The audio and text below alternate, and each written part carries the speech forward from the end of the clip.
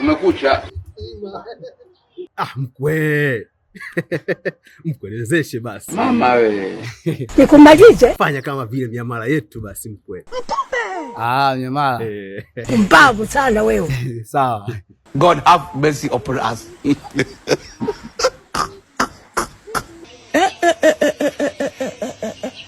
Bas, nimekwisha.